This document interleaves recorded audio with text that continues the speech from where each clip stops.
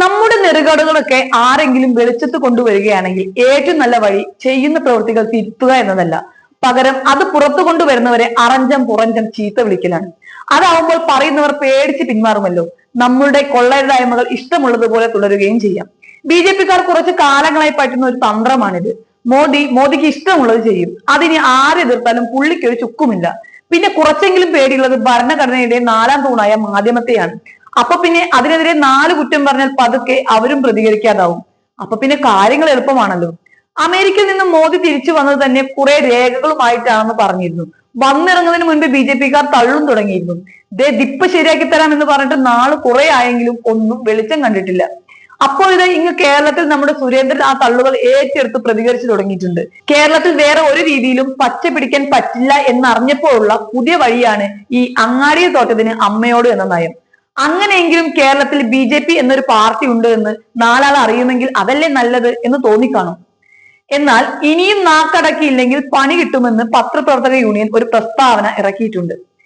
രാഷ്ട്രീയ വിഷയങ്ങളെ രാഷ്ട്രീയമായി നേരിടുന്നതിന് പകരം മാധ്യമ പ്രവർത്തകർ നേരെ കുതിര കയറാനും അപകീർത്തിപ്പെടുത്താനുമുള്ള നീക്കം അങ്ങേയറ്റം അപലപനീയമാണെന്ന് കഴിഞ്ഞ ദിവസം കേരള പത്രപ്രവർത്തക യൂണിയൻ പറയുകയുണ്ടായി.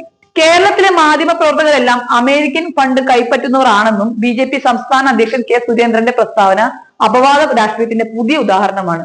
മാധ്യമ പ്രവർത്തകരെ താറടിച്ച് കാണിക്കാനുള്ള ഈ നീക്കത്തിൽ യൂണിയൻ സംസ്ഥാന കമ്മിറ്റി കടുത്ത പ്രതിഷേധം രേഖപ്പെടുത്തുന്നുവെന്ന് യൂണിയൻ സംസ്ഥാന പ്രസിഡന്റ് കെ.പി. റെജി പറയുകയുണ്ടായി.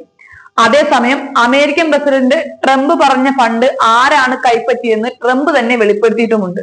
അതിന് മാധ്യമങ്ങളെ വഴിചാരാൻ ശ്രമിക്കേണ്ട. പഠനയാത്രകൾക്കും പരിപാടികൾക്കുമായി ഫണ്ടുകൾ കൈപ്പറ്റുന്നവർ എല്ലാ വിഭാഗങ്ങളിലുമുണ്ട്. അതിനെയെല്ലാം രാജ്യത്തെ അട്ടിമറിക്കാനുള്ള ഫണ്ടായി ചിത്രീകരിച്ചാൽ സ്വന്തം പക്ഷത്തും ക്ഷതമേറ്റേക്കാമെന്ന് സുരേന്ദ്രൻ ഓർക്കുന്നത് നന്നായിരിക്കും.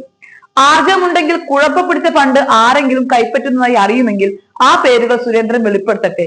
അല്ലാതെ കഥകൾ കെട്ടിച്ചമച്ച് മാധ്യമ പ്രവർത്തകരെ സൈബർ ലോകത്ത് കൊലക്കി കൊടുക്കാനുള്ള ശ്രമം ജനാധിപത്യ മൂല്യങ്ങളോടുള്ള വെല്ലുവിളിയാണെന്ന് യൂണിയൻ സംസ്ഥാന ജനറൽ സെക്രട്ടറി സുരേഷ് എടപ്പാളും പറയുകയുണ്ടായി. അപ്പൊ എങ്ങനെയാ കാര്യങ്ങൾ? നിങ്ങൾ അഴിമതി നിർത്തുമോ അതോ മാധ്യമങ്ങൾ അവരുടെ ജോലി തുടരുകയാണ് വേണ്ടത്? പറ്റുമെങ്കിൽ സുരേന്ദ്രനും കൂട്ടനും കൂടിയിരുന്ന് കാര്യമായി തീരുമാനമെടുക്കണം. ഈ അഴിമതിയും നാടിനെ നശിപ്പിക്കുന്നതുമൊക്കെ നിർത്തി ഞങ്ങൾ സ്വയം നന്നായിക്കൊള്ളാമെന്നൊരു തീരുമാനം എടുത്താലും മതി. അതോടുകൂടി ഇങ്ങനെ നിങ്ങളുടെ ഉറക്കം കളയുന്ന വാർത്തകളൊക്കെ അവിടെ നിന്നോളും. അല്ലാതെ പറ്റുന്ന പോലെയൊക്കെ അഴിമതി കാണിക്കുകയും വേണം, കേരളത്തിൽ താമര വിരിയിക്കുകയും വേണം, എന്നാൽ മാധ്യമങ്ങളൊന്നും മിണ്ടാനും പാടില്ല എന്ന് പറയുമ്പോൾ കാര്യങ്ങൾ അത്ര എളുപ്പമായിരിക്കില്ല.